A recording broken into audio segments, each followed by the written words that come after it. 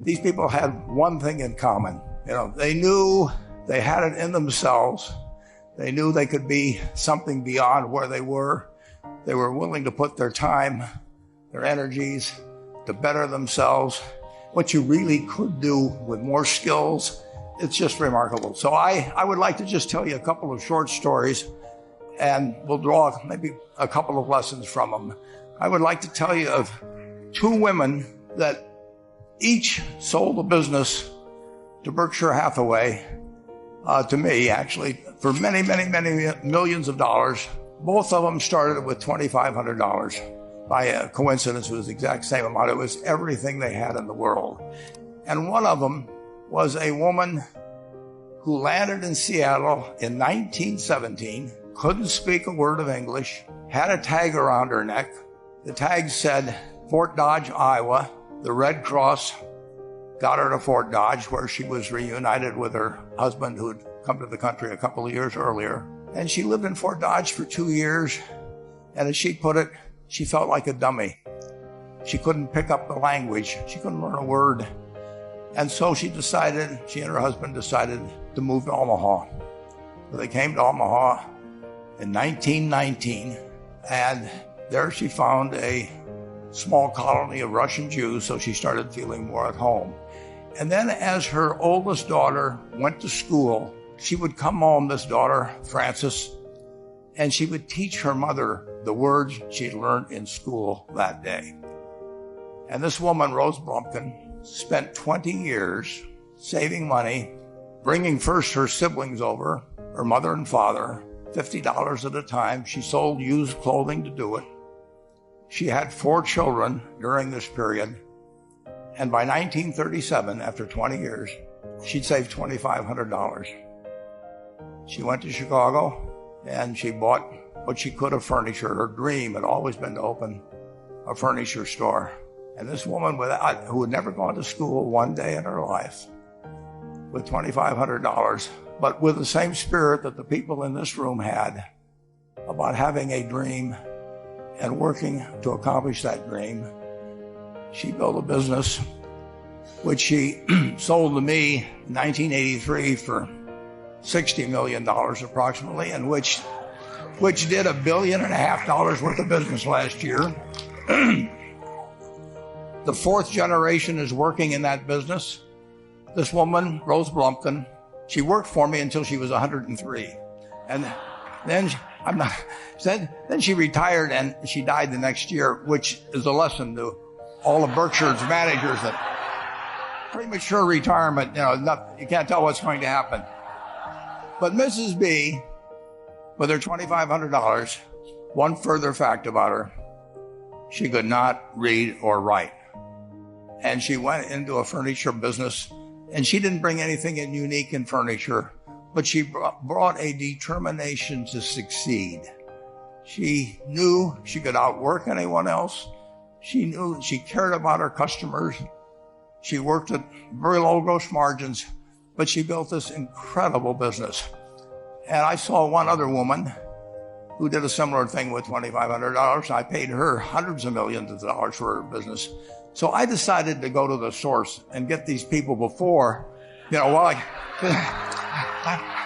don't want you guys coming around to me asking me hundreds of millions of dollars. I'd like to join in with you much earlier.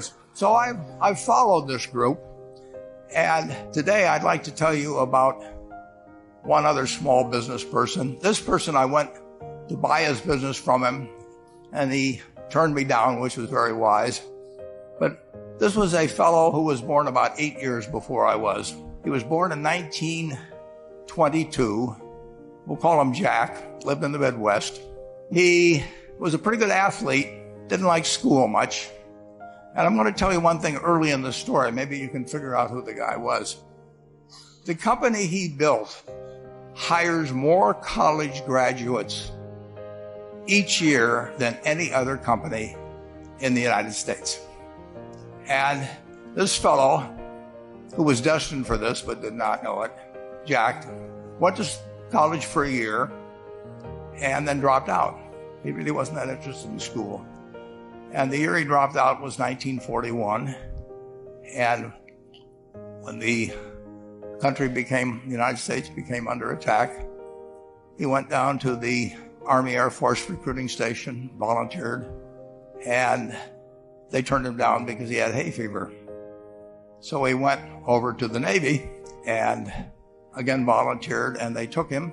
They put him on an aircraft carrier. He flew small flight airplanes during World War II, got 2 distinguished flying crosses from the Navy, and then he came back to the Midwest. So now we've got a young guy. Probably by this time he would be 23 or 24 years old. And the interesting thing is, he got back to the Midwest, and he actually kind of went from one job to another for a short period of, or not such a short period of time. And he finally became a used car salesman at a Cadillac dealership in St. Louis, Missouri. And at age 35, having moved up in the organization, the sales organization, he said to his boss, "Could I go into car leasing business with you?" The boss said, "Well, if you'll cut your salary in half and you'll come up with," it was $25,000, which he borrowed, "we can become partners in a car leasing company." So my friend Jack started at age 35 in the car leasing business. And he had 7 cars. It was pretty slow. In fact, one of the things he did was whenever the phone rang, he let it ring 3 or 4 times so people would think that he was very busy answering other phones. And of course, it was the only call he was going to get all day. So his first venture was okay, but it wasn't really going to go anyplace. And there's a lesson in this for all of us. At age 40, he decided, with 17 vehicles, 17 cars, he was going to go into competition in the rent-a-car business. So now he's taking on Hertz and Avis and National and people like that who have hundreds and hundreds of thousands of cars. And he's got 17 cars, and his cars aren't any different than theirs. I mean, he's buying them from General Motors or Ford or Chrysler. And he can't get the airport locations. Those companies have them all sold up. But he was determined that he would basically offer the customer, can't offer him a different car, but he can offer them friendlier service than they've ever seen. And so he started a company. He named it after the battleship that he'd flown from in the Pacific, which was the USS Enterprise. And he died about a year and a half ago. But when he died, his rent-a-car company, starting with those 17 cars, was worth more than Hertz and Avis and all the rest of the rental cars put together. The man's name was Jack Taylor, and his son, Andy Taylor, is a good friend of mine, runs the business now. A grandchild is in the business. There'll probably be a 4th generation along the line. So this man in the United States, he didn't invent artificial intelligence. He didn't do anything that, just like Mrs. B selling furniture, I mean, that any one of us could have entered those businesses. But he lived by the creed, basically, of delighting his customers and working with people and establishing the relationship with them so that they in turn would want to delight the customers. He couldn't go out there and take care of every rental car possibility, but he learned how to project himself and his attitude toward his fellow man and his desire, to make a friend out of every customer. He managed to take very ordinary cars and turn them into this extraordinary business from virtually nothing. And it illustrates several points. One is, you don't necessarily get it right exactly right the first time. I mean, the car leasing business, basically you were competing on the cost of money to finance cars. And it's very hard to delight a customer when you just give them the car and tell them to send you a monthly check for 5 years and you'll be back at that time. So his talents were being wasted basically in that business. But at the age of 40, with all of that experience behind him, he found the golden key.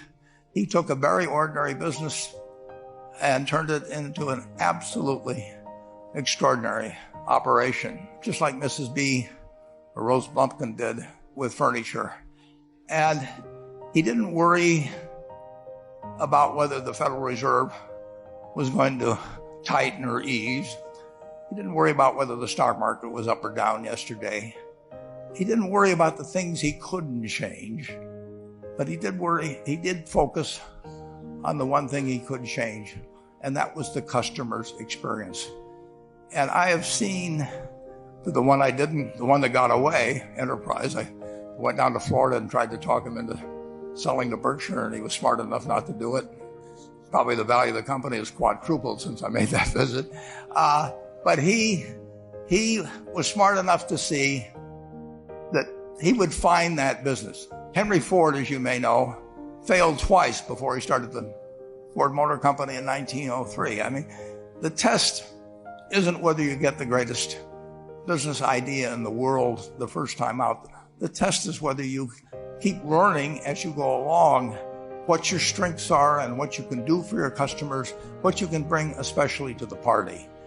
And to do that, you need the education that I know you've received through 10,000 small businesses, but you need a genuine desire day in, day out to delight the customer. I've never seen a business, and I've seen a lot of businesses, but I've never seen one that delights the customer that doesn't succeed. I mean, what you want is that customer the next day when they think, do I want to rent a car or do I want to buy some furniture? What goes through their mind? You know, it's the place where they've had a great experience. I don't know what I paid for this tie. Actually, probably if somebody gave it to me, but for the purposes of the speech, I will say I have no idea. But or the shirt I'm wearing, but I do know, I will remember how I was treated when I bought it. I mean, you long forget about the price, but you never forget whether you had a good experience or a poor experience with the purchase experience. And you'll have a hard time finding a person that's had a wonderful experience, a delighted experience in purchasing anything that isn't going to come back. And similarly, if the memory is of rudeness, indifference, whatever it may be, they're never going to come back. And as a small business owner, and as you grow, you have to not only be able to project that interest in people's well-being, in delighting them yourself, but you have to do it through other people. And you won't be able to do it through people who themselves do not feel they're being fairly treated, that their views aren't appropriately considered. So you really do have to learn to multiply yourself through other people. And I advise the young people to come to Omaha. We have a number of classes. The key is to, certainly in terms of your personal life, the most important decision you'll make is the spouse that most of you will likely have. And it's very important to surround yourself with people that are better than you are. You are going to move in the direction of the people you associate with. So you constantly. I've been enormously lucky in that respect. I mean, I've just had teachers and friends and a spouse that really was a better person than I was, and I had enough sense to learn from these people that life went better if you behave better yourself. It took a while. So I advise you to seek out, as your partner in business, your partner in life, whatever it may be, look for the people that actually are examples to you rather than somebody that you think you need to straighten out yourself. And simple rules like that, delighting customers, working through other people, associating with people that will cause you to move in a better path than you might otherwise have, they will take you so far in life that it's hard to believe. I mean, they took Rose Blumpkin without being able to speak a word of English, couldn't read or write, and they took her to what is now a $1.5 billion business. And incidentally, there's been no money put in it since the $2,500. That's been the total capital paid into the Nebraska Furniture Mart. And I think if you looked at Enterprise, I don't know their books the same way, but my guess is that very little equity capital has been added to Enterprise over the years. The business built on itself. So I want to tell you, I admire this group enormously. When I met Dr. Mello's class on September 22nd, 8 years ago, I was thrilled. And I admire people that are doing what you have done. You've, working hard at your job at the same time, you took on an added, really, a lot of hard work to further your skills. 99% graduate. I mean, it's a mind-blowing statistic. And I'm looking at 2,200 people here who I admire. I'm cheering for you, and I can tell you the best is yet to come. Thank you.